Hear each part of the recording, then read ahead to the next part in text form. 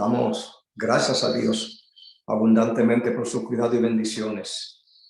Como vemos, hoy tenemos la primera lección de este trimestre. Notan que viene la escuela sabática para 3 meses. O sea, son 13 sábados. Y así como vemos que el año tiene 52 sábados, 13 por 4. Y así se cubre el año con 4 cartillas. Esta es la primera. Esta es la segunda. Así que queremos aprovechar para animar, motivar a los hermanos a que busquen su cartilla. Aquí la tenemos. Y animarlos para que cada uno haga su estudio. Esta es la que se llama la escuela bíblica de la Iglesia Bendita del Séptimo Día. Por lo tanto, no debe nadie quedarse fuera de ella, estudiando la Biblia de la manera que estudia la escuela sabática. Así es que, por favor, hermanos, les animamos todos, busquen su cartilla, su folleto, y le animo, saque tiempo y estudie su cartilla, porque los temas que se traen son estudiados por todo el pueblo adventista en el mundo, en cerca de 1000 idiomas y dialectos, en 200 países. Al estudiar la lección se está haciendo parte de una familia grande. El título que tiene esta cartilla, como ven, es La promesa, el pacto eterno de Dios. ¿Qué es lo que quiere decir eso? La promesa, el pacto eterno de Dios. Lo que está diciendo es que esta cartilla va a tratar eso. Esta cartilla va a tratar de que Dios ha hecho un pacto consigo mismo. Se ha propuesto simplemente salvar. Eso es lo que significa promesa, el pacto eterno de Dios. Dios ha hecho un pacto, se ha propuesto en sí mismo salvar al mundo. Y es un proyecto eterno. Y entonces se le llama la promesa. Eso es lo que él ha prometido. Y se le llama el pacto eterno de Dios. Se ve que hoy usted encuentra en las religiones donde tienen una cantidad de pactos, donde ellos creen que en la Biblia hay una cantidad de pactos. Hay mucha gente que cree que Dios ha hecho un pacto muy atomizado, fraccionado, salvando a mucha gente de muchas maneras. Hay gente que ha hablado de un pacto de Dios con Adán y un pacto de Dios con Israel, un pacto de Dios con David, un pacto con Abraham, y que tiene muchos pactos y que tiene el nuevo pacto. Y ponen a Dios pues a salvar con muchas herramientas diferentes a cada uno. En una ocasión, cuando yo le hablaba a alguien de la vigencia de los mandamientos de Dios, me decía, tú estás con el pacto antiguo. Y me hizo una pregunta, ¿tú crees que tú te salvas haciendo lo mismo que hizo David? Bueno, él creía que David fue salvado de una manera y que yo soy salvado de otra. Creía que David había sido salvado por las ceremonias que hacían en su tiempo y por la circuncisión y por los sacrificios que hacía. Eso es un error. David no fue salvado por los sacrificios que hacía. La Biblia ya dice en Hebreos que los animales no pueden quitar los pecados. Por lo tanto, en el llamado antiguo pacto, nadie fue salvo por las cosas que ellos hacían. Porque la Biblia dice que los animales, los machos cabríos, dice, no pueden quitar los pecados. Cristo es el Salvador ayer y hoy por los siglos. Hay un solo pacto y es un pacto que es eterno. Así que cuando usted converse con gente que creen en diversos pactos, siempre recuerde eso y hágale saber dentro de sus posibilidades que Dios tiene un pacto eterno de salvar, que ese es Cristo. Justamente ayer discutía con una persona que cree en esa cantidad de pactos y que cree que hubo un pacto antiguo, o sea, una receta de salvación elaborada para ellos especial, eso lo llaman pacto.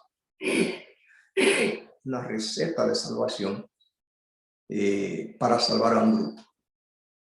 Y que Dios tiene una manera especial de trabajar con los judíos, por ejemplo, decía.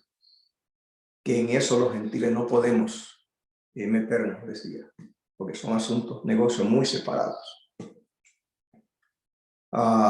Pero cuando le mencioné que Hebreos dice, los animales, los machos cabríos no pueden quitar los pecados. Por eso, cuando viene al mundo, dice Cristo, dijo, sacrificio y ofrenda no quisiste, más me preparaste cuerpo. Porque los animales muertos, los sacrificios, no te agradaron. Y por eso yo dije, he aquí que vengo y hacer tu voluntad como está escrito en el libro. De eso es que está hablando del pacto eterno de salvación. Entonces dice aquí, dice en la lección, la pregunta que da aquí el título de la primera lección es, ¿qué ocurrió?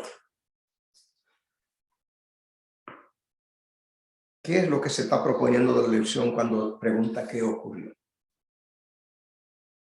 Lo que le quiero adelantar es que si la Biblia no se repitiera nunca, recuerde que la repetición, se ha dicho por allí, una máxima de que la repetición es la madre del aprendizaje. Así que hay pocos sistemas de aprendizaje que se repiten tanto como la Biblia. Si la Biblia no se repitiera ni una sola vez, dijera la verdad y la dijo una vez y es suficiente, la Biblia tendría solamente 3 capítulos. Y la Biblia, pues como vemos, tiene muchos capítulos. Tiene 66 libros. Solamente Isaías tiene 66 capítulos. Apocalipsis tiene 22 capítulos. Y así, tiene muchos capítulos. Entonces la Biblia tiene muchos capítulos. Si la Biblia no se repitiera ni una sola vez, tendría 3 capítulos.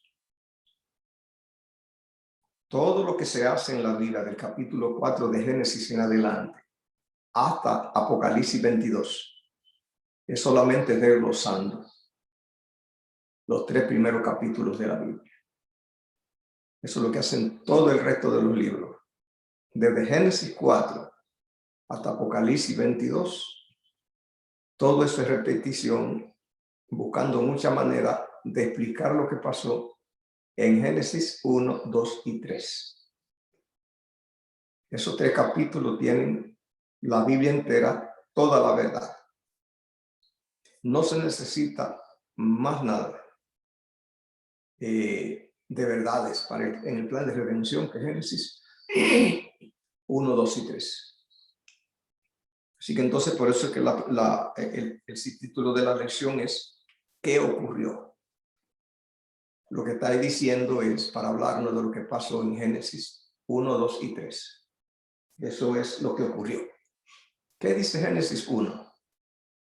En Génesis 1 viene la verdad de que todo lo que hay lo creó Dios y que Dios fue quien creó todas las cosas. Es el creador y sustentador, dice Génesis 1. Génesis capítulo 2 tiene unas 3 enseñanzas básicas, entre otras. Lo primero que tiene es el sábado. Y después del sábado, entonces, allí describe cómo fue creado el hombre, que ya en Génesis 1 habla de ello. pero también habla del huerto de Edén, la instrucción que Dios le dio a Adán y Eva cuando comieran del árbol. Y luego también la familia. Entonces, a mucha gente ha preguntado, bueno, ¿y los 10 mandamientos, qué ocurre con ellos? Los 10 mandamientos están en Génesis 2.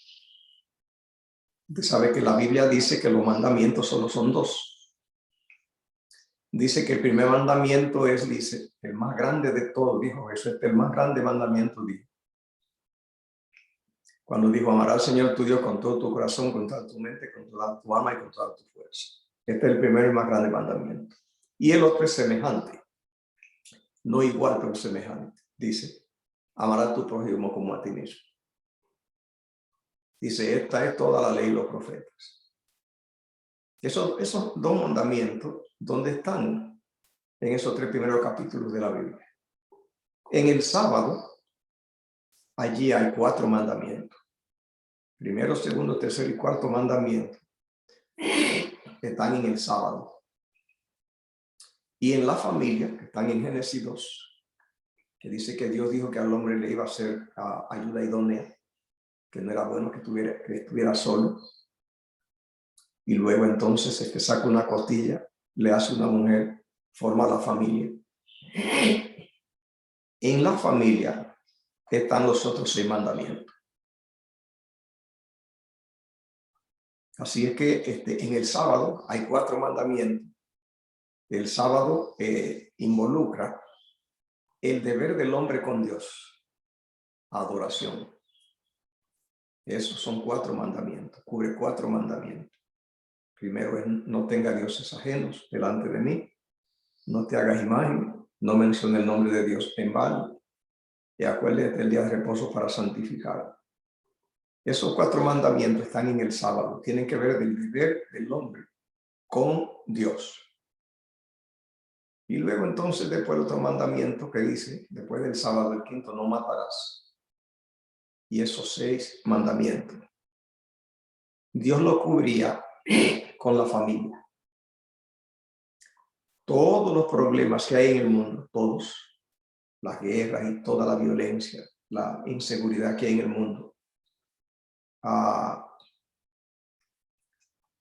las pandillas, la prostitución, las enfermedades, las guerras, o toda persona que haya tenido el privilegio de caminar con Dios, venir de un hogar lleno de bendiciones, a donde tuvo una formación buena y son gente triunfadores.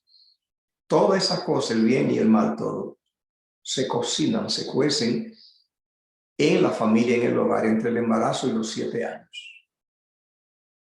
Ya lo que es un tipo de mochila que se consigue allí y se arrastra hasta los 99 años, sea éxito o sea de fracaso. Todo eso es en la familia que se forma. Así en la familia están 6 mandamientos, que es la relación del hombre con el hombre. Todo lo que se llama relación filial o amor filial, que tiene que ver con familia, esto es cercana, y además de eso, también con la iglesia, la sociedad en general. Eso es filial. Se cubre con los mandamientos, con el mandamiento de la familia. Eso es el capítulo 2. Y el capítulo 3 lo que narra es la caída. Son 2 cosas que trata Génesis 3. Génesis 3 trata el relato de la caída y también la redención en Génesis 3:15. Ya el resto de la Biblia prácticamente se dedica más que todo es a desglosar a Génesis 3. Le dedica mucho tiempo a toda la Biblia, a los efectos de la caída, del pecado, en el pecado, el problema del pecado, el conflicto cósmico, el daño que ha hecho en la tierra, y Dios interviniendo para salvar. De Génesis 4 en adelante, todo es solamente nada más herramientas para tratar de difundir mensajes, ilustrando las mentes con respecto a ese acontecimiento. Génesis capítulo 3, la historia de la caída, y Génesis 3:15, la promesa de redención. Y ya esa es la Biblia. Allí ya está la Biblia entera. Eso es básicamente lo que está preguntando aquí la lección. ¿Qué ocurrió? Pasaron esas tres cosas. ¿Hay algún comentario o pregunta?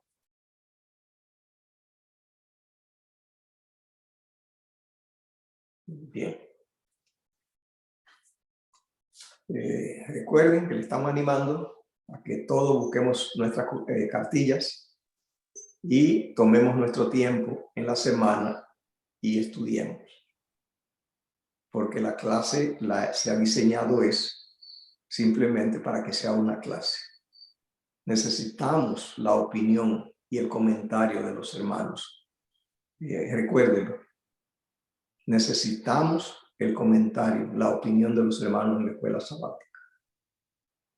Si cuando usted opina, cuando usted aporta, eso es necesario, enriquece la experiencia de todos. Por favor, opine, diga lo que encontró.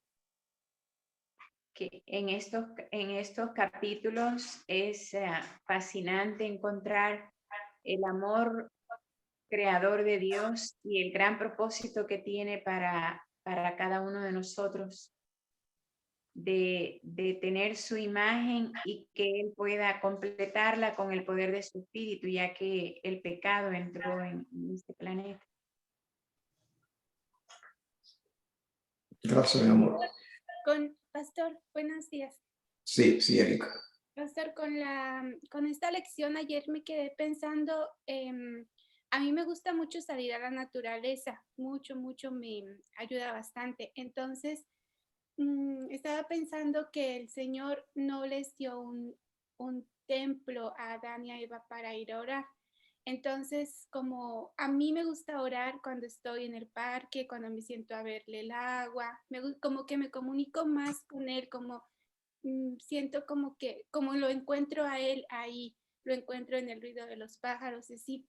Entonces, a veces como que uno no goza de todo eso que Dios nos regala. A veces como que uno se le olvida todos los días salir a encontrarle a Él en la naturaleza. Y me quedé pensando en esto de que no les dio un templo para ir a encerrarse, ¿no? Sino que les daba todo. Me imagino que estaba todo muy bonito, un río muy bonito, las plantas muy bonitas.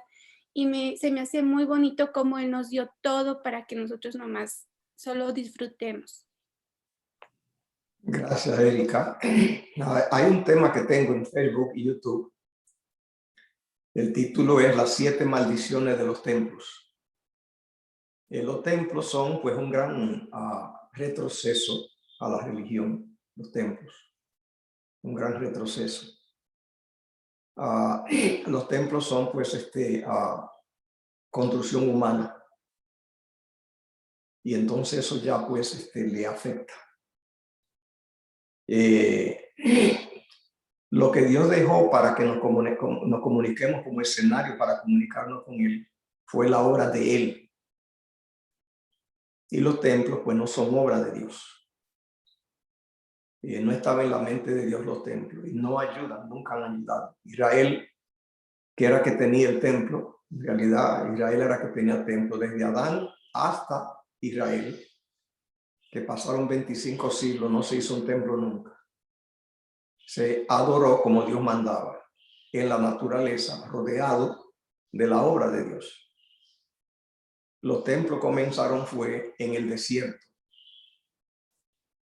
Allí fue que empezaron y solo fueron para Israel porque comenzaron con Moisés haciendo un santuario y terminó cuando los romanos en el año 70 lo destruyeron porque Dios no se agradaba de ello. El tiempo de Israel fueron 15 siglos y el tiempo de Adán hasta Aarón 25 siglos. Y ahora llevamos ya 20 siglos y más. Así que fue un periodo corto relativamente el tiempo de los santuarios. Los templos que tenemos hoy, como lo conocemos, son producto de la apostasía. Los templos, como lo conocemos hoy, entraron a la iglesia cristiana en el tiempo de Constantino. Lo que tenemos hoy de edificio para reunirse. Hay que entender que aún los templos, el santuario de Jerusalén, no era un edificio para reunirse. Eso hay que entenderlo. La gente dice, bueno, ¿y qué pasó? Pero había templo en Israel. Pero recuerde bien, cuidado con lo que usted cree de templo en Israel. En Israel había un santuario, no un templo. ¿Cuál es la diferencia? Simplemente no era para reunirse. Lo que ellos tenían era una plataforma llana, una plataforma donde había a cielo abierto, sin paredes ni techo. Así era el santuario de Israel, sin paredes ni techo. Solamente una construcción en el suelo, una plataforma. Y a cielo abierto, lo que tenía no era gente reunida.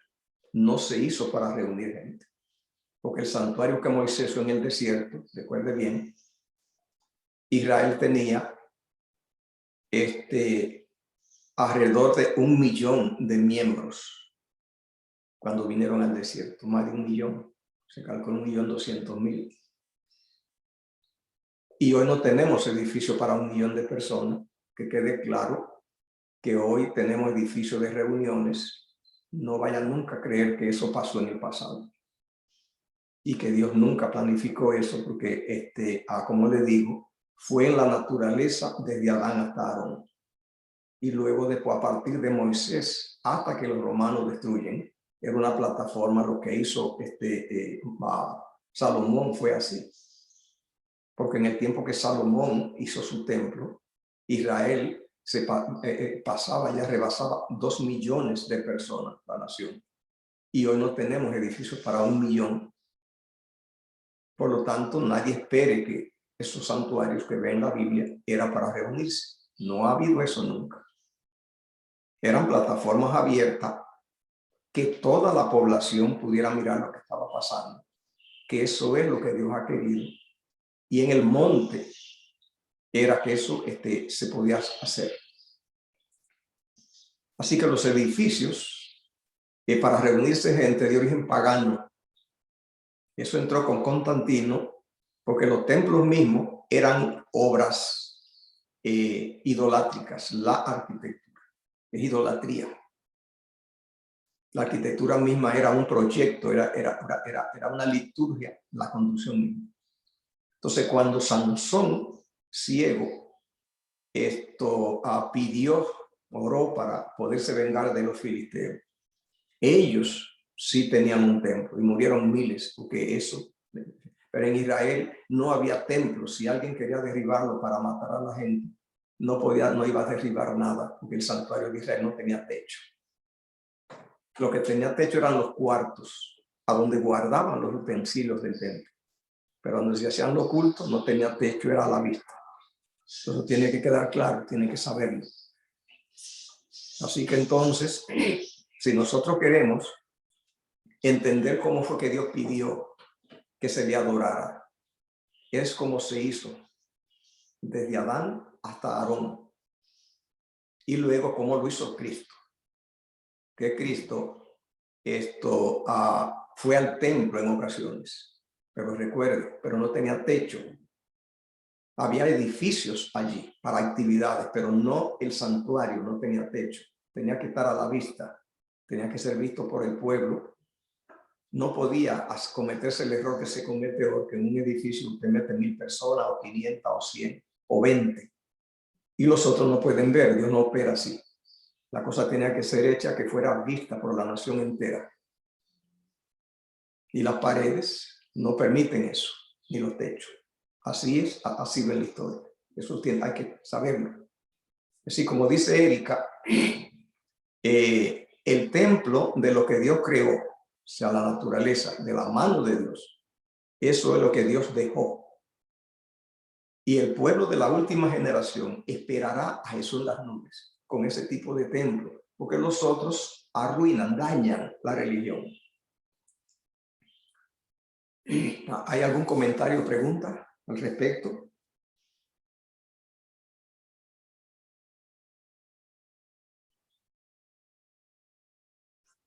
Bien. Yo pues les reitero que queremos que usted participe y que hable, porque eso es lo que va a enriquecernos, su idea, su opinión. Lo que me llamó la atención del día lunes es que Dios creó al hombre y a la mujer con el mismo valor, la misma igualdad y sobre todo que se resalta el amor de Dios en que ambos lo adoraran y lo amaran. Gracias, mi amor. Acá tenemos un comentario del día del domingo que dice su lección. Dice allí, dice tortugas hasta el fondo. Allí habla de la fe. Yo quiero hacer un comentario con respecto a esta parte del domingo, de la fe. Quiero llamar su atención. Yo quiero que usted ponga un poco de atención a lo que le voy a decir, porque es muy, muy serio lo que le voy a decir con respecto a este comentario. Voy a leer aquí el segundo párrafo. Voy a leer el primero. El primero dice, en el principio creó Dios los cielos y la tierra, Génesis 1:1. Y dice, el tema más crucial de la existencia humana es la naturaleza del universo mismo. ¿Qué es este mundo en el que nos encontramos sin haberlo elegido? ¿Sí? No pedimos estar acá. Lo que podemos pedir es permanecer en él. Eso sí tenemos que hacerlo, pedir permanecer en él, pero no pedimos venir. Para permanecer en este universo tenemos que pedirlo. Es el plan de salvación. El que no lo pida se quedará afuera. Pero no pedimos venir. Entonces dice así, ¿por qué estamos aquí? Es urgente que sepamos por qué. ¿Cómo llegamos aquí? Bueno, hay muchas teorías de cómo hemos venido. Los evolucionistas tienen una teoría. ¿Hacia dónde nos dirigimos todos finalmente? Es crucial saber de dónde venimos, qué hacemos aquí y a dónde vamos. Son las tres preguntas de la existencia. Dice, estas son las preguntas más básicas y fundamentales que la gente podría hacerse. Porque entender quiénes somos y cómo llegamos aquí afectará nuestra comprensión de cómo vivimos y cómo estaremos mientras estemos aquí. Escuche bien. Luego tiene una cita aquí que tiene que ver con el origen, con la creación. Y el comentario dice así, lo interesante de Génesis 1 e incluso de los demás versículos es que el Señor no intenta probar que Él es el creador. Así es como se presenta Dios en la Biblia, que no tiene introducción y prefacio para explicar de dónde viene Dios y cómo es que Él es y funciona. No hay ningún intento de probarlo. Dice, no hay elaboración de argumento para demostrarlo. Él se expresa de manera simple y clara, sin ningún intento de justificarlo, explicarlo ni probarlo. O lo aceptamos por fe o no lo aceptamos. De hecho, la fe es la única forma que podemos aceptar la idea, por una sencilla razón. Ninguno de nosotros estaba allí para ver el proceso de creación en sí. Voy a leer esto otra vez, mi querido. Dice, o lo aceptamos por fe o no lo aceptamos. De hecho, la fe es la única forma en que podemos aceptar la idea, por una sencilla razón. Ninguno de nosotros estaba allí para ver el proceso de creación en sí. Está planteando la lección que solamente por fe que nosotros podemos creer o manejar la posición, la doctrina de la creación. Dice allí, porque no estábamos allí. Lo que voy a decir es muy, muy importante.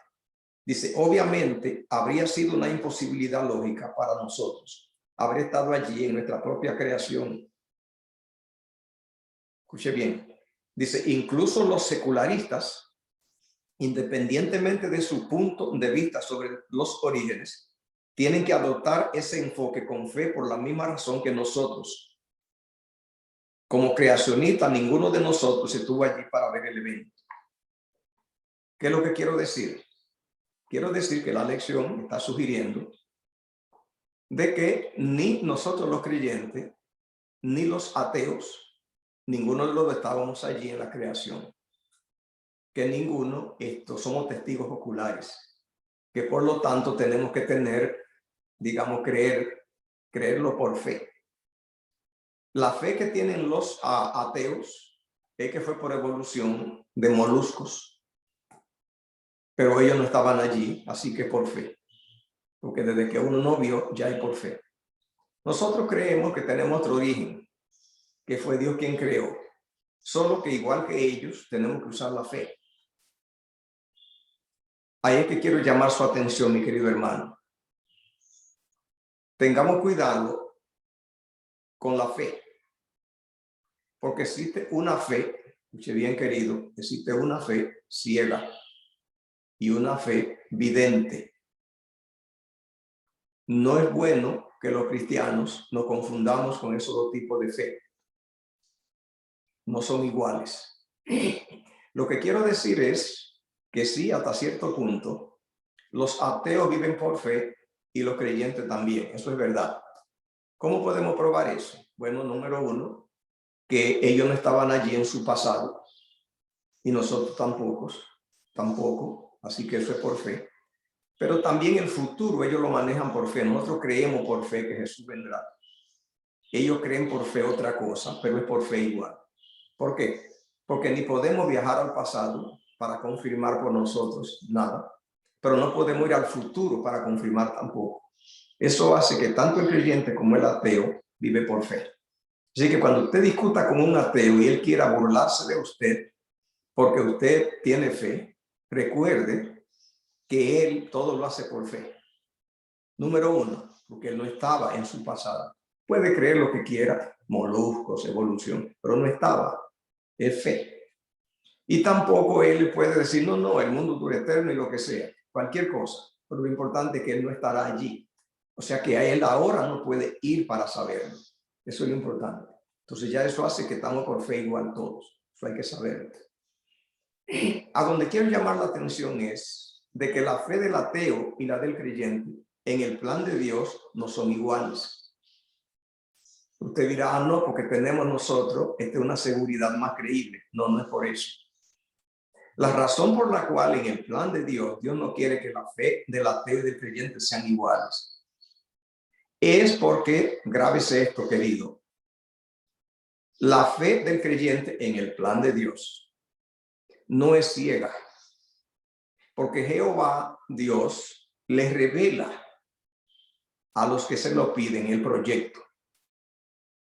Ahora, millones de cristianos, ellos creen, cristianos creyentes en Dios, creen con fe de ateos, porque ellos no han recibido revelación del proyecto. Y no me estoy refiriendo a la Biblia. O sea, no era la Biblia lo que Isaías tenía para él ver el futuro. Él escribió parte de ella.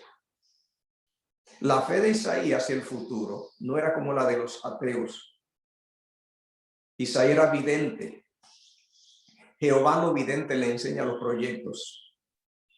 Esa es la diferencia que hay entre la fe de un ateo y la fe de un creyente en el plan divino.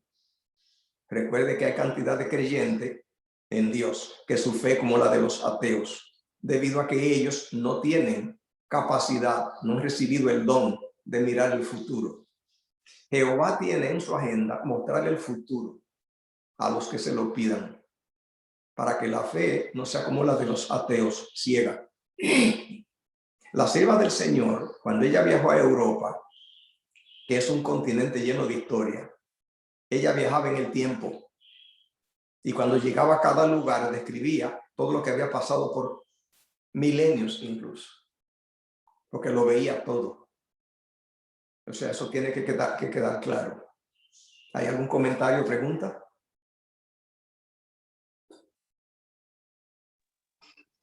Yo creo que tenemos que pedirle esa fe al Señor con la revelación de su Espíritu, porque de lo contrario estamos perdidos. Sí. La fe que tenía Abraham cuando Jesús dijo, Abraham se alegró de ver mi día, deseó ver mi día, y lo vio y se alegró, viendo hasta la segunda venida de Cristo, la tercera venida y todo, lo vio. Esa fe no es ciega, no es como la de los ateos. Como dije, Isaías vio el futuro, pero no solo eso.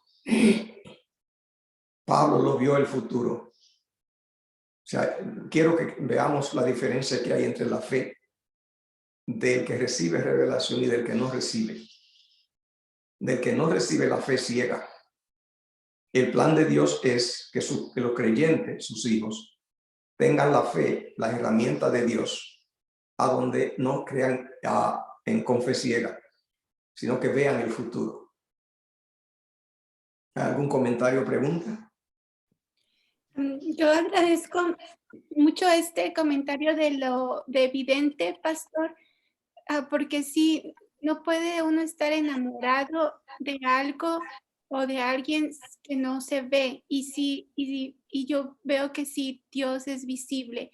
El comentario, esto que acaba de decir, es muy importante, es muy, lo recibo con mucho eco en mi persona, porque sí, no sé cómo uno pueda ser feliz o caminar cada día creyendo en algo que no ves, en algo que no sabes. Sí. Gracias, Erika. La otra parte que trata nuestra lección es el hombre creado a imagen de Dios. Existen tres conceptos con respecto a la moral. Existe lo que se llama el ser moral, el ser inmoral y el ser amoral. ¿Qué son estas tres cosas? Un ser moral es como Dios creó al hombre, cuando ya tiene uso de razón. Una persona capaz de entender, pero a la vez dotado de la facultad, no solo de entender, pero de llevar responsabilidades. Ese es un ser moral. Cuando una persona se porta en forma deshonesta, teniendo esas facultades, se le llama inmoral. Y a los animales que no tienen esa facultad de pensar y decidir, se le llama amoral. Así que el animal es amoral. El cristiano, cuando se comporta de la manera correcta, es un ser moral. Y cuando es deshonesto, entonces inmoral. Entonces, lo que trata aquí la lección del lunes es que el hombre es un ser moral. Dice allí Génesis capítulo 3, dice, el hombre es como uno de nosotros, sabiendo el bien y el mal. Mucha gente cree que eso Dios lo dijo de Adán, porque ya habían comido del árbol.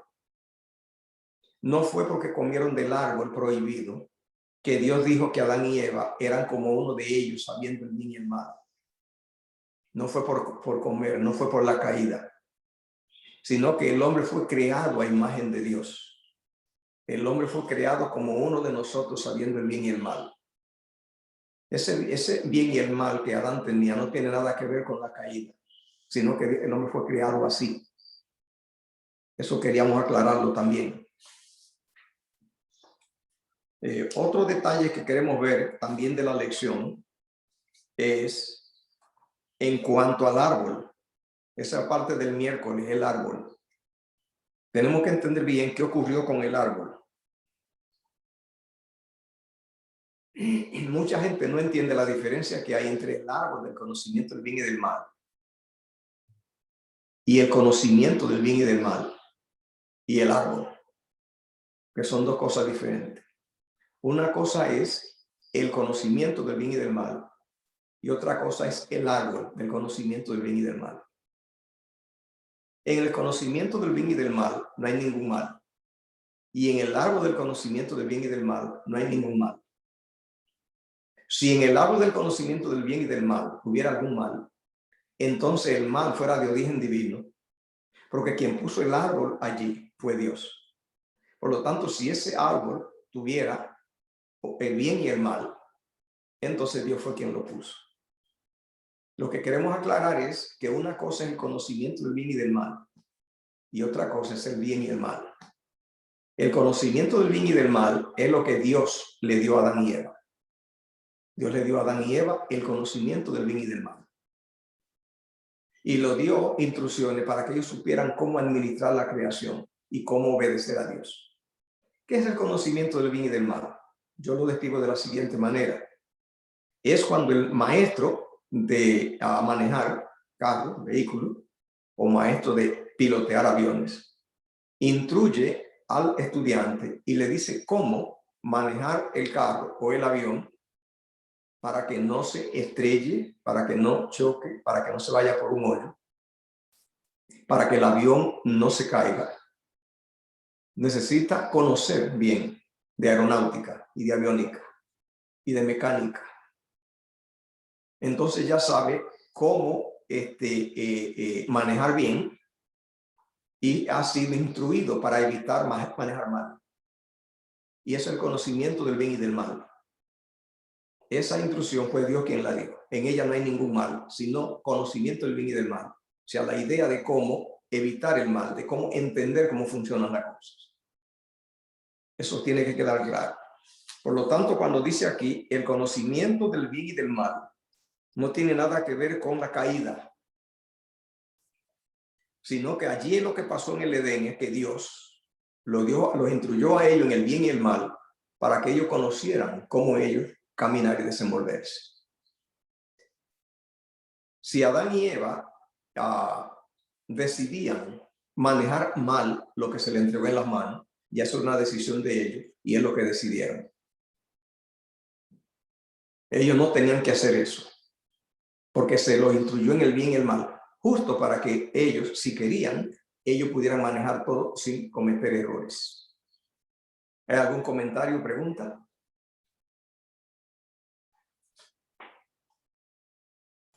O sea, pastor, que ellos ya sabían el bien y el mal antes de la caída. Si no hubieran sabido del bien y del mal, hubiera sido una injusticia de parte de Dios. Es como tirar a un niño inocente que no sabe nada, pues en medio de fieras. Pero si a un niño que nace en la selva, donde está rodeado de fieras, se toma su tiempo para instruirlo cómo es la selva, entonces ya se lo instruyó en el bien y el mal. O sea, se le entregó ya cómo sobrevivir en el peligro. Eso es lo que Dios hizo antes de soltar a Adán y Eva. Instruirlo de cómo los peligros que había. La sierva del Señor lo dice en el deseado, que a Adán y Eva se lo instruyó del peligro que representaba el ángel rebelde que andaba merodeando. Ese es el mal y el bien. Pastor, entonces quiere decir que ellos no desarrollaron la parte espiritual, el discernimiento. Sí. ¿Sí lo desarrollaron? Sí. Y entonces, ¿por qué cayeron? Bueno, la libre albedrío, ¿verdad? La libertad. La libertad. Gracias. Sí. Esto de Adán y Eva se parece mucho como cuando los papás están criando a sus hijos. Como ahorita yo he escuchado mucho el que los papás que dan clases a sus hijos en sus casas, que son como muy protectores y como que no quieren que el hijo se relacione con ciertos tipos de personas y así. Y entonces, para evitar todo lo que la escuela pública les enseña, así como diferentes pensamientos que van en contra de los valores que nuestro Dios nos da, Pero entonces también al hijo, pues se le tiene que decir, se le tiene que advertir de todo, así como Dios te dijo a Adán y a Eva, como pues sí, también está esto y les advirtió de eso. Entonces se me hace muy parecido los papás de ahora con sus hijos como Dios cuando los creó a ellos, de que sí les tiene que advertir de que allá afuera va a haber esto y se van a encontrar con esto. No puede ser como que en una conchita donde no, pues, no les va a pasar nada, ¿no? Sino que hay que advertirles de lo que hay afuera. Adán y Eva, pues claro, no fueron guardados en una conchita.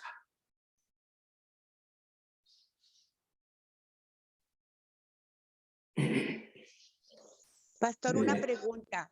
Ah, Mire, en el miércoles, en el que estamos sí. ahorita tratando, ahí dice está el versículo y luego dice como una reflexión. Esta prueba brindó a Adán y a Eva la oportunidad de ejercer su libre albedrío.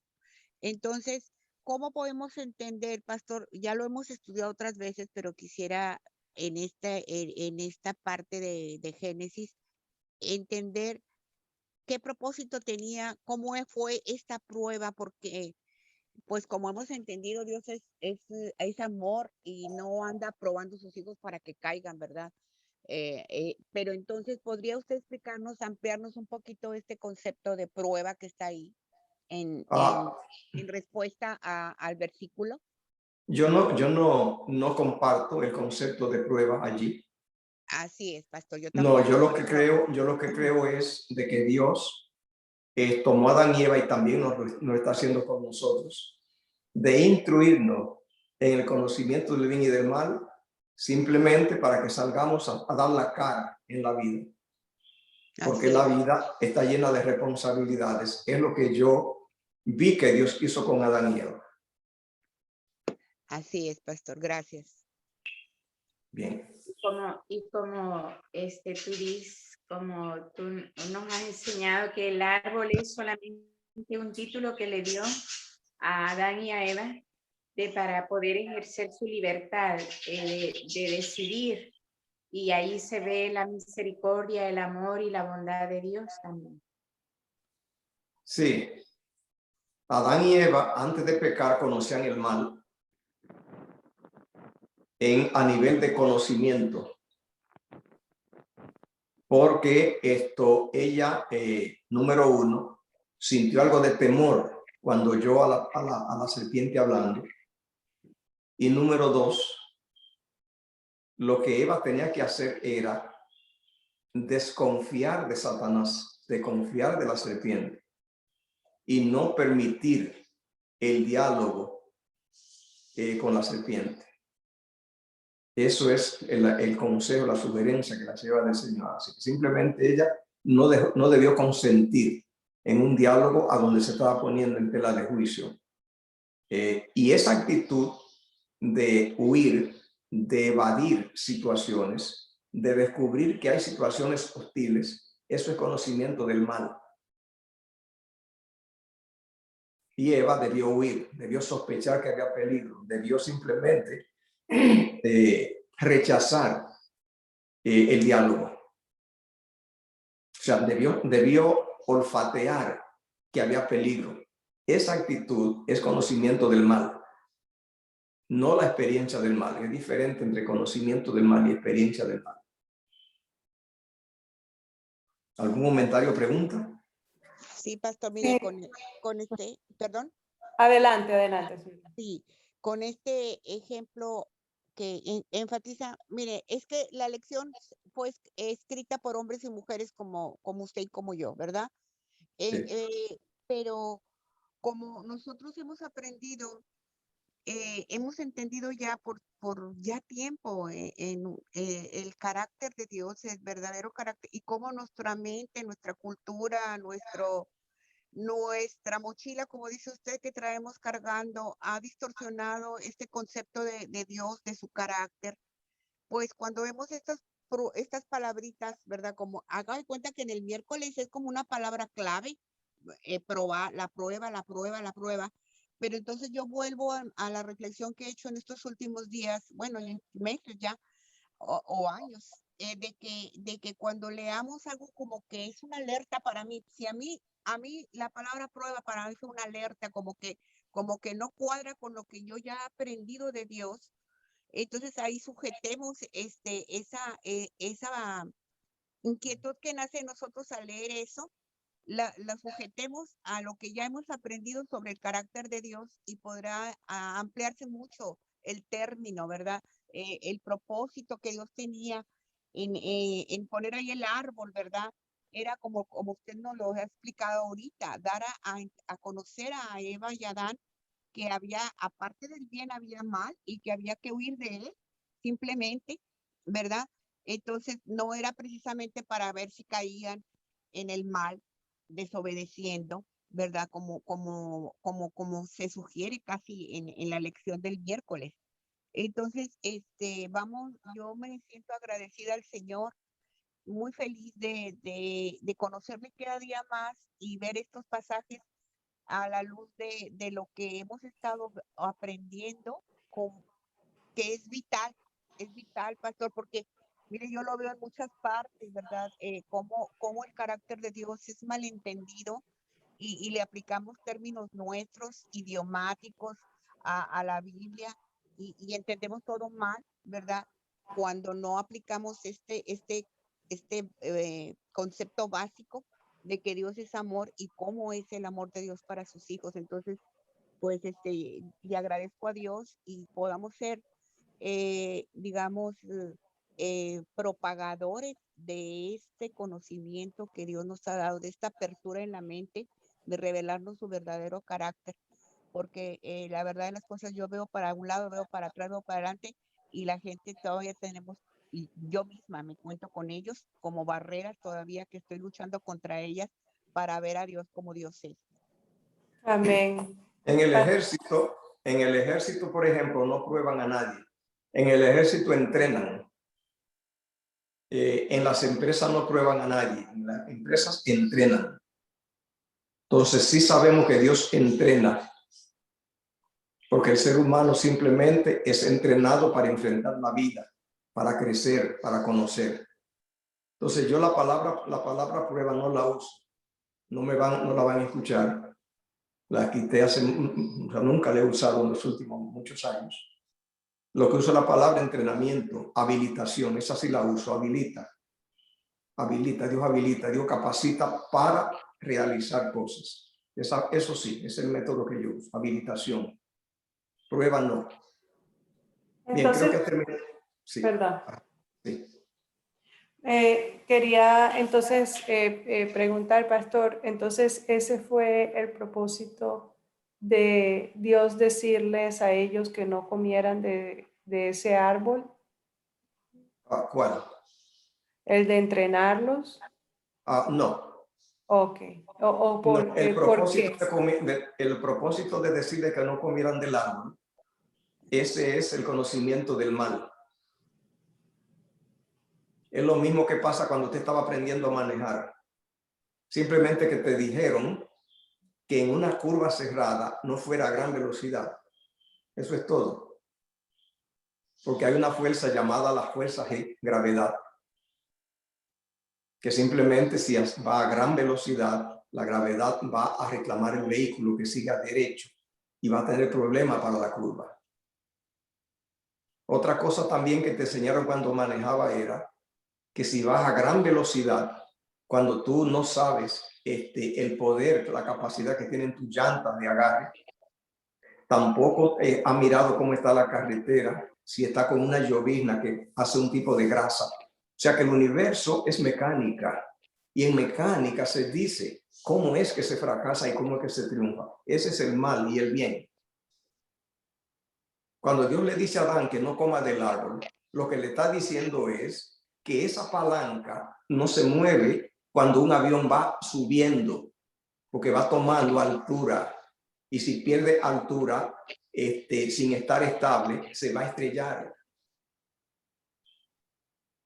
Solo está mecánica. Cuando Dios prohíbe, solo es mecánica. Lo que está diciendo es, dale esta palanca a esta, no. Dale a esta y a esta no. Cuando está cocinando, si tiene poco líquido, no le ponga tanto fuego. O sea, es una escuela. El universo es mecánica, es como la química. En química se enseña el bien y el mal, porque es peligroso. Si tú mezclas cualquier dos sustancias, son explosivas y te quemas, te mata, te incendia. El universo es así. Amén, amén. Por ejemplo, ¿qué dicen los 10 mandamientos? Dios dijo allí no comas del árbol, pero en los 10 mandamientos dice no matarás. Es lo mismo. ¿Por qué? Porque matando simplemente va a destruir la raza humana. Vas a matar a tu hermano. Te va a llenar de crimen. ¿Qué dice? No cometerás adulterio. Es lo mismo.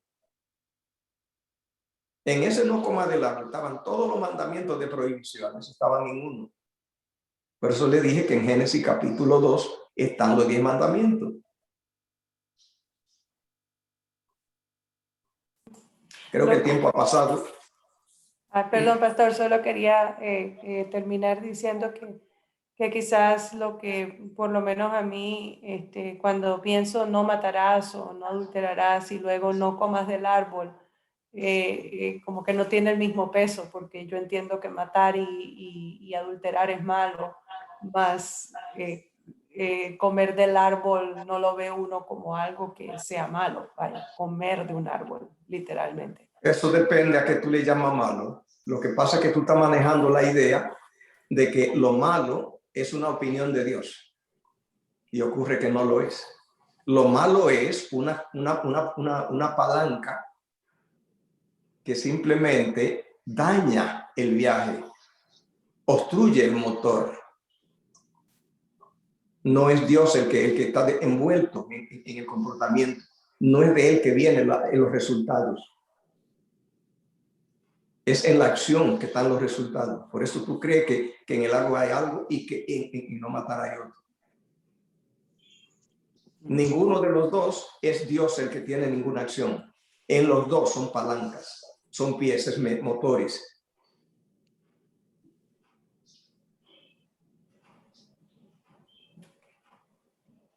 Ok, pastor, gracias. Sí. Cuando se le dice, por ejemplo, a uno que está aprendiendo a manejar, no aceleres con esta intensidad cuando solamente tiene esta distancia. Para tú acelerar con esta intensidad necesitas tal distancia. Si tú aceleras con todo el gas cuando lo que tienes son 15 metros de espacio o 10 metros, es muy difícil que tú puedas controlar el vehículo antes de estrellarte. Eso es mecánica, es solamente cómo funciona.